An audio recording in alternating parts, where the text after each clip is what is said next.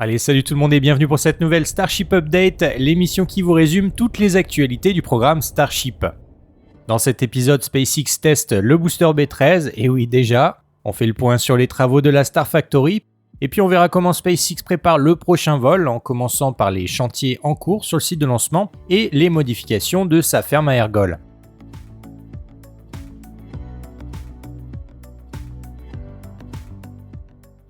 En effet, depuis le dernier épisode, SpaceX poursuit les travaux de restructuration de son immense station-service utilisée pour étancher la soif de son vaisseau Starship.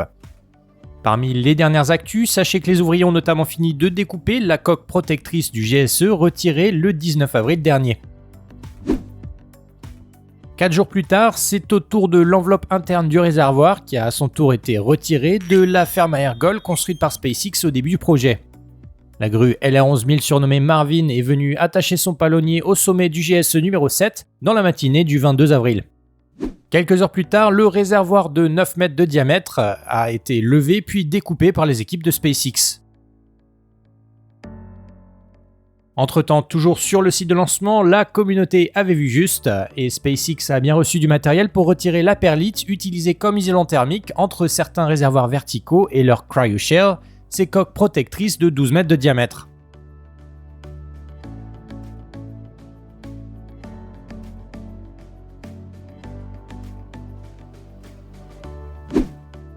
Sur ces images filmées par le photographe Starship Gazer, on peut voir les équipes en charge du chantier ouvrir une trappe à la base de l'immense cylindre pour venir extraire la roche volcanique expansée et préparer ainsi le démantèlement du prochain GSE.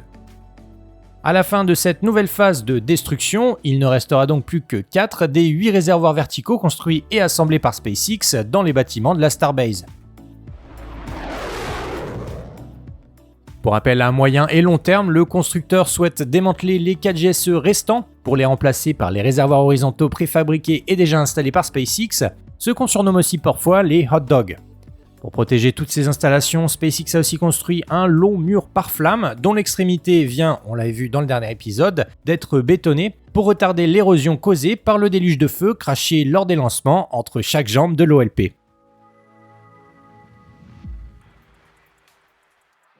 Toujours sur le pas de tir orbital du Starship, comme on l'a vu précédemment, SpaceX a donc changé plusieurs pièces des 20 supports de la table de lancement. Selon le graphiste Ryan Hansen Space, les pinces ont été modifiées pour augmenter la masse de leur point de pivot et optimiser ainsi la vitesse de rétraction des supports du Starship lors des futurs tests. Toujours selon le graphiste 3D, SpaceX aurait aussi intégré 2 nouvelles parties interchangeables pour faciliter l'entretien des bras de maintien en cas d'usure lors des lancements. Plus haut sur le pont de l'OLP, les ingénieurs ont aussi profité du chantier de remise en état du pas de tir pour changer la porte du Booster Quick Disconnect, le bras de ravitaillement du premier étage. Le 24 avril dernier, la partie centrale de la coque de protection du bras cryogénique a aussi été remise en place par SpaceX. Après l'OFT3, les ouvriers avaient retiré cette pièce pour effectuer des opérations de maintenance au niveau des conduites d'ergols de la table de lancement. La remise en place de cet élément est un bon signe, en tout cas on l'espère, qui laisse présager le retour imminent du booster B11 sur le pas de tir pour y effectuer de nouveaux tests.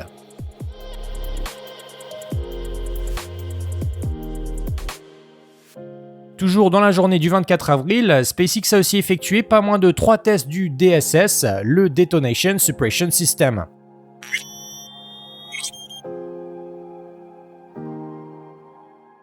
Comme son petit nom l'indique, ce dispositif permet de prévenir les risques d'explosion lors de la phase de refroidissement des 33 moteurs du booster du Starship. Entre-temps, les ingénieurs en ont profité pour tester les bras de la tour de lancement, plus précisément le bras gauche, dont le vérin, on s'en souvient, a récemment été changé par SpaceX. Visiblement, la nouvelle pièce installée permet de fermer plus rapidement les baguettes, un signe qui laisse penser à une partie de la communauté que SpaceX prépare là la toute première tentative de rattrapage d'un booster. Sur les images qui suivent, vous allez le voir, on devine le bras effectuer un petit mouvement de va-et-vient après la fermeture rapide du bras gauche. Vous me direz ce que vous en pensez, mais si cet effet d'inertie perdure à long terme, ces écarts risquent de donner du fil à retordre aux ingénieurs lorsqu'ils tenteront de rattraper les premiers boosters. L'utilisation de bras plus courts permettra peut-être à SpaceX de contrer cet effet et d'augmenter la précision des bras de la tour. D'ailleurs, c'est peut-être un hasard, mais sachez aussi que des chopsticks raccourcis d'une dizaine de mètres équipent déjà la tour construite au Kennedy Space Center. Je sais pas vous, mais personnellement je suis curieux de voir si ces modifications seront aussi appliquées à la seconde tour Texan, celle qui viendra remplacer les installations de l'actuel pas de tir suborbital de la Starbase.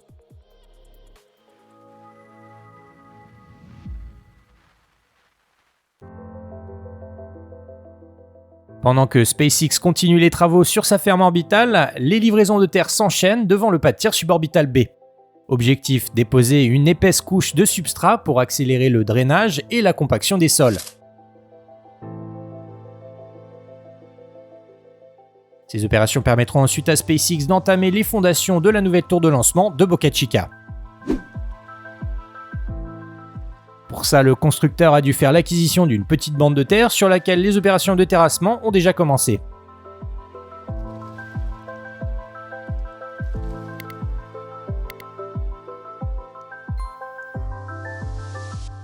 Ces derniers jours, Starship Gazer a aussi capturé ces images des pelleteuses au travail devant l'entrée du site de lancement. Cet indice semble suggérer que les installations du futur pas de tir orbital iront peut-être au-delà de l'actuel mur d'enceinte, marqué du signe Gateway to Mars. Comme je le rappelle régulièrement, la construction de ce nouveau pas de tir orbital sera essentielle pour accélérer la cadence des tests des prototypes qui sortiront des usines du site de production.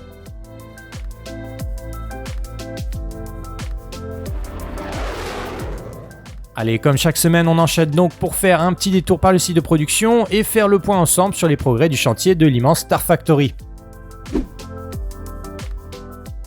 Parmi les nouveaux développements, sachez que le 20 avril dernier, SpaceX a commencé à installer les premières baies vitrées sur l'angle de l'usine à Starship.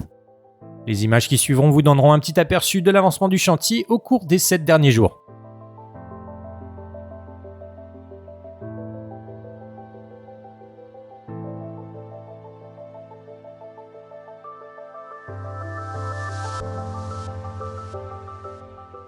Je vous mets ici aussi la dernière photo aérienne publiée par RGV Aerial Photography pour visualiser les avancées faites sur la toiture qui semble sur le point d'être complétée. À proximité, on en a déjà parlé ensemble, SpaceX travaille aussi activement sur de nouveaux bâtiments. Ici à gauche, un parking de 25 000 m² réparti sur 6 étages. Et sur la droite, 30 000 m² de bureaux qui seront opérationnels d'ici janvier 2025. L'année durant laquelle, selon Elon Musk, SpaceX espère voir Mechadzilla rattraper les premiers prototypes Super Heavy.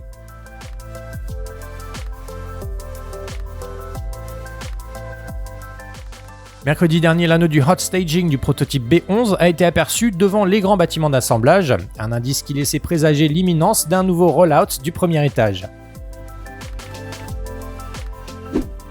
Pour rappel, le booster qui propulsera le S-29 lors du vol test numéro 4 occupe le Mega B1 depuis le 8 avril dernier. Si la communauté suit de si près les mouvements de l'anneau dédié au hot staging, c'est que quand cette extension sera réinstallée sur le B11, on devrait normalement voir le Super Heavy retourner sur le pas de tir orbital pour valider les modifications de la ferme à ergol et aussi préparer la répétition générale de lancement de l'OFT4. Entre-temps, dans la nuit du 23 au 24 avril, SpaceX a livré un support de transport équipé d'un simulateur de poussée sur le site de production, annonçant l'imminence du transfert d'un nouveau booster. À défaut de voir le B11 retourner sur le pas de tir, dans la nuit du mercredi 24 au jeudi 25 avril, c'est finalement le booster B13 qui a quitté le Mega B numéro 1, 80 jours après l'assemblage final de son fuselage sur le site de production. Pendant son déménagement, l'équipe des Ring Watchers, toujours aux aguets, a repéré pour nous plusieurs améliorations sur le prototype qui servira en principe à propulser le Ship 31 lors du 6e vol test du Starship. Parmi les modifications identifiées, SpaceX aurait modifié l'emplacement des systèmes de contrôle de pressurisation des réservoirs. Propulsé par 2 remorques automotrices, le B13 a donc quitté la Starbase pour entamer sa campagne de test cryogénique sur le centre d'essai de Massey.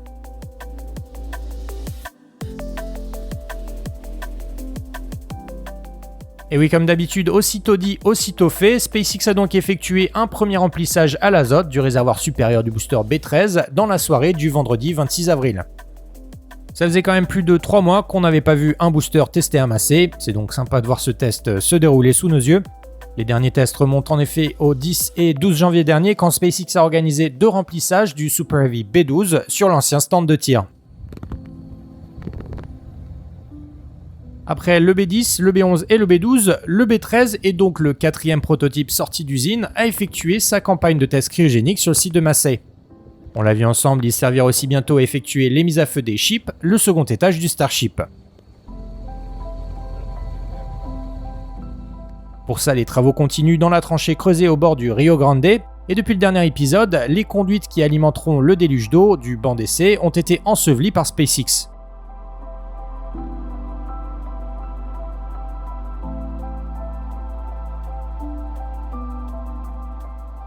Selon Chrome Kiwi, que je remercie au passage pour ses schémas, ces conduites d'eau sont raccordées à 3 réservoirs pour alimenter séparément 2 distributeurs.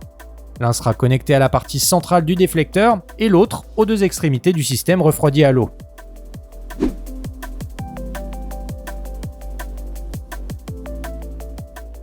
Enfin, pour finir, grâce à ces images de la chaîne Lab Padre, on devine ici la grue LR1600 mettre en place l'une des 3 sections du déflecteur au fond du carnot creusé par SpaceX sous son futur banc d'essai moteur.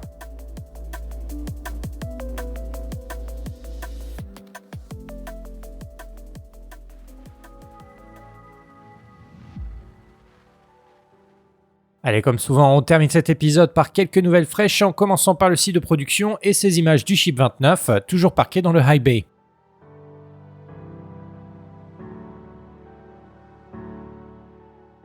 SpaceX continue d'y vérifier l'adhésion des fameuses Starbrick, les tuiles thermiques du Starship, pour maximiser les chances de survie du véhicule lors de sa future entrée atmosphérique. Pour rappel, l'un des objectifs clés du 4e vol test sera d'exposer le véhicule à un échauffement maximal lors de son retour sur Terre, en espérant que cette fois-ci, le prototype S-29 saura contrôler sa trajectoire pour collecter un maximum de données avant de s'écraser en mer.